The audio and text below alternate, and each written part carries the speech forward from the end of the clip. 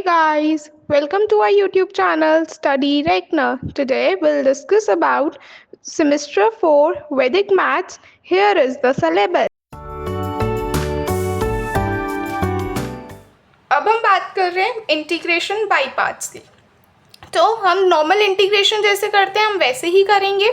यहाँ पे अब हमारे पास ये नया मेथड है जिसका नाम है बाई पार्ट्स।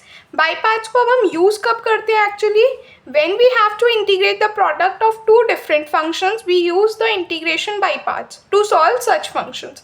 तो कभी भी हमें इस तरह से मिल गया कि हमें इस तरह से कोई भी फंक्शन दिया हुआ है कि x जो है ये एक अलग फंक्शन है और cos x जो है ये अलग फंक्शन है। तो जब भी कभी हमें दो फंक्शंस के प्रोडक्ट को इंटीग्रेट करना हो तो हम बाई पार्ट्स का यूज़ करते हैं। ठीक है, अब हम वैदिक मैथ्स में किस तरह से करते हैं देखो, अगर हमें सपोज u v हमारे पास कोई भी दो फंक्शंस है इसका हमें इंटीग्रेशन करना है तो हम पहला फंक्शन लिखेंगे फिर दूसरा फंक्शन। तो मैंने ऊपर u लिखा नीचे v लिखा। अब u के सामने उसका डेरिवेटिव ले जाएंगे। ठीक है, और ये डेरिवेटिव कब तक करेंगे जब तक हमारे पास जीरो नहीं आ जाता। ठीक है, तो हम जीरो को कहीं पे भी लिखेंगे नहीं। तो जीरो से पहले मतलब हमारे पास कोई भी जब तक हमारे पास एक कांस्टेंट नंबर नहीं आ जाता हम तब तक डेरिवेटिव करते जाएंगे। ठीक है, फिर हम क्या करेंगे जो b वाला फंक्शन है जो नीचे वाला फंक्शन है इसका इंटीग्रेशन करोगे। इंटीग्रेशन कब तक करोगे जहां तक आपने डेरिवेटिव किया है। ठीक है, फिर लास्ट में जब आप इसको कंप्यूट करोगे तो उसके बाद आप साइन को चेंज कर दोगे। ठीक है, कैसे करते हैं एक बार देख लेते हैं क्वेश्चन से, ज़्यादा अच्छे से समझ में आएगा। मेरे पास है x cos x dx। मुझे क्या करना है इंटीग्रेट करना है x cos x dx। तो मैंने पहला फंक्शन x लिखा, दूसरा फंक्शन मैंने लिख दिया cos x। x का मुझे डेरिवेटिव करना है। जो फंक्शन ऊपर लिखा हुआ है इसका डेरिवेटिव करना है। मैंने यहाँ पे u d लिखा है ना, d मतलब डेरिवेटिव, i मतलब इंटीग्रेशन। इस वाले फंक्शन का आपको डेरिवेटिव लेना है और जो नीचे वाला फंक्शन है इसका इंटीग्रेशन लेना है। ठीक है, x का डेरिवेटिव 1 हो गया। अब 1 का डेरिवेटिव 0 हो जाता है तो मैंने यहीं तक छोड़ दिया। तो हम हर क्वेश्चंस में क्या करेंगे इस तरह से कांस्टेंट तक छोड़ देंगे। cos x का इंटीग्रेशन क्या होता है sin x। अब आप देखो, अब हमने क्या एक एरो बनाया है इस तरह से। तो अब हम इस तरह से जो है ये एरो बनाएंगे। ठीक है, अब हमने क्या किया, हमने इस तरह से एरो बनाया। इसका मतलब क्या है कि हम क्या करेंगे दोनों को मल्टीप्लाई x sin x। ठीक है, अब मैं यहाँ पे अभी कोई साइन नहीं डाल रही, मैंने जगह छोड़ दी और मैंने एक एरो जो है इस तरह से बनाया। इसका मतलब क्या है कि मुझे इन दोनों को मल्टीप्लाई करना है। जिस तरह से एरो बना है हम उस तरह से मल्टीप्लाई करेंगे। पहले एरो ऐसे था तो हमने x sin x किया, फिर एरो ऊपर की तरफ है तो हमें sin x इंटू 1 करना है। तो मेरे पास क्या आ जाएगा sin x। अब जो ऊपर वाला जो भी मल्टीप्लाइड होगा मुझे उसके साथ इंटीग्रेशन का साइन लेना है। ठीक है, अब मैंने यहाँ पे आपको जो है अभी साइन नहीं बताए तो हम जो है साइन कैसे शुरू करेंगे प्लस माइनस। तो माइनस यहाँ पे आ गया और यहाँ पे प्लस आ गया। तो ये प्लस है तो हम इसको प्लस ही रहने देंगे। x sin x minus sine x का इंटीग्रेशन कितना हो जाता है मेरे पास माइनस cos x। तो ये माइनस cos x आ गया और इंटीग्रेशन करने के बाद हम हमेशा प्लस c लगाते हैं। अब देखो मेरे पास माइनस माइनस क्या हो जाएगा प्लस। तो x sin x plus cos x और प्लस c हमेशा लिखेंगे। ठीक है, तो अब आप देखो ये मेरे पास इसका आंसर आ गया।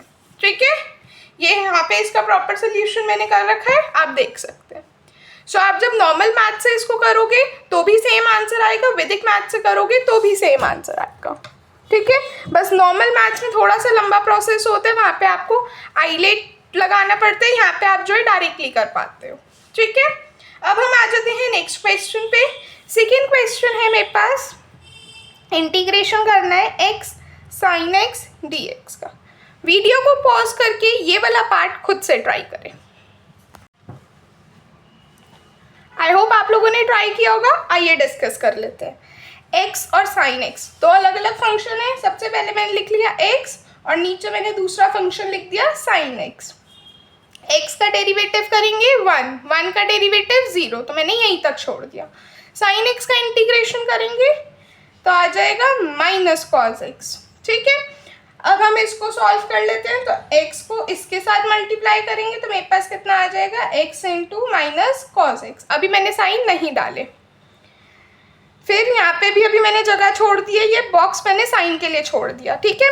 यहाँ पे अभी मैं साइन बाद में डालूंगी। फिर मुझे मल्टीप्लाई इसको करना है, तो ये आ जाएगा इंटीग्रेशन के साथ माइनस कॉस एक्स। मैंने क्या बोला, हम किस तरह से चलेंगे, प्लस माइनस, ठीक है।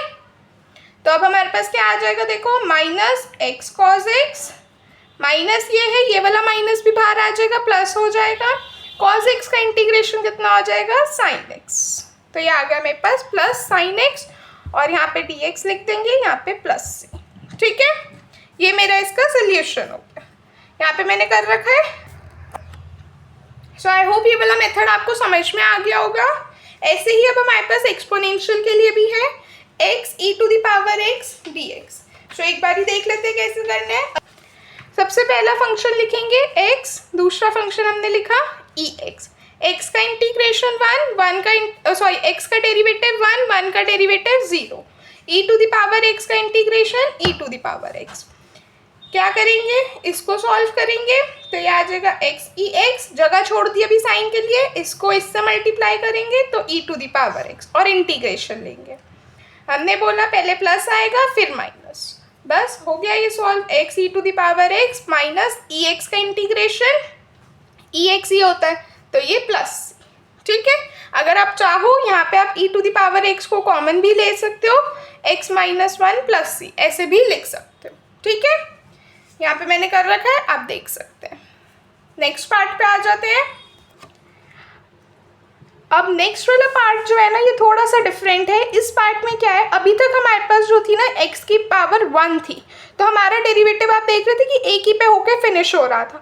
अब हमारे पास जो है ना पावर बड़ी हो गई, जैसे मैंने ले लिया x square cos x d x, ठीक है।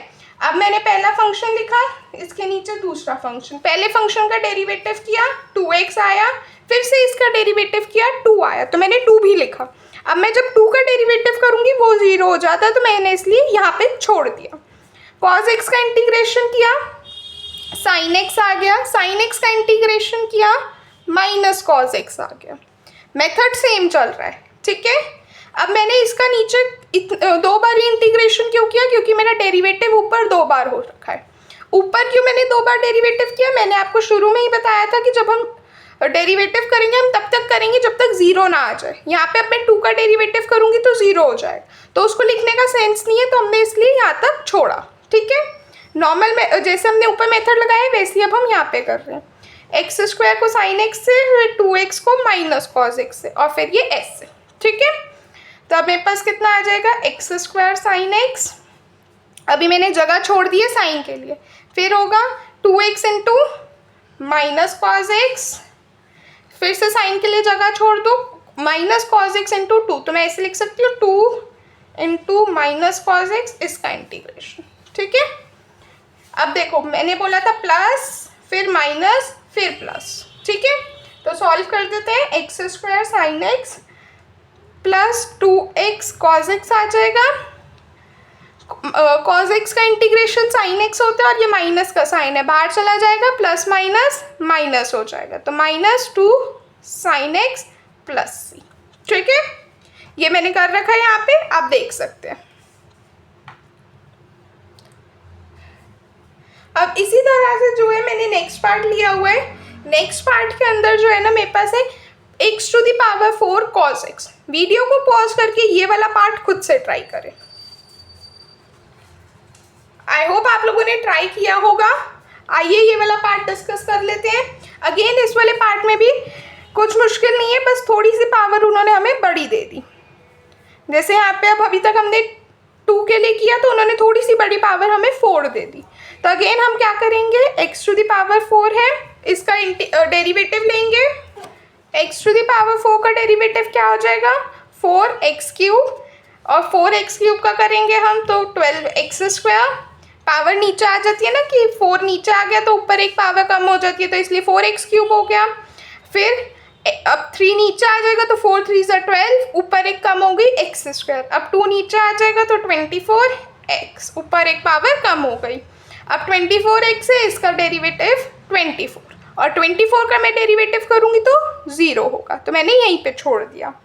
cos x का integration sin x, sine x का integration minus cos x, cos x का इंटीग्रेशन माइनस साइन एक्स, ये माइनस पहले से ही सॉरी कॉज एक्स का इंटीग्रेशन साइन एक्स, ये माइनस है तो हम लिख देंगे minus sine x, minus sine x का इंटीग्रेशन कॉज एक्स, क्योंकि साइन एक्स का इंटीग्रेशन क्या होता है माइनस कॉज एक्स, और ये माइनस पहले से ही है तो माइनस माइनस प्लस हो गया। ठीक है, फिर से सेम मेथड, इसको इससे, इसको इससे, इसको इससे, इसको इससे, फिर इस तरह से सीधा ले लेंगे।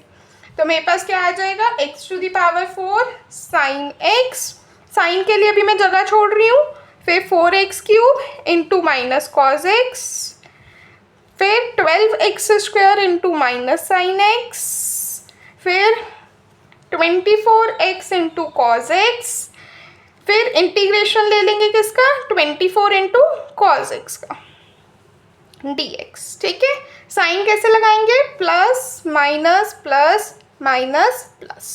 ठीक है, ये आ जाएगा मेरे पास x to the power 4 sine x. अब देखो माइनस है, यहाँ पे भी माइनस, तो माइनस माइनस प्लस हो गया, plus 4x cube cos x plus minus minus 12x square sine x minus 24x cos x plus 24 cos x का integration sine x plus sine x C. ठीक है, 24 साइन एक्स प्लस सी। ठीक है, ये मैंने कर रखा है, आप देख सकते हैं। तो ये बहुत सिंपल सा टॉपिक है, बस आपको इस मेथड समझ में आना चाहिए कि हम एक्चुअली कर क्या रहे हैं। तो इस पूरे उसमें जो है आपको ये वाली चीज़ को नहीं भूलना। ठीक है, कि हमें क्या करना है कि हमारे पास दो फंक्शंस हैं u और v, हमें u का डेरिवेटिव लेना है, v का इंटीग्रेशन, इस तरह से इसको मल्टीप्लाई करोगे, इस तरह से इसको, फिर प्लस माइनस करते जाएंगे। ठीक है, और याद रखेंगे कि डेरिवेटिव तब तक लेंगे जब तक 0 नहीं आ जाता।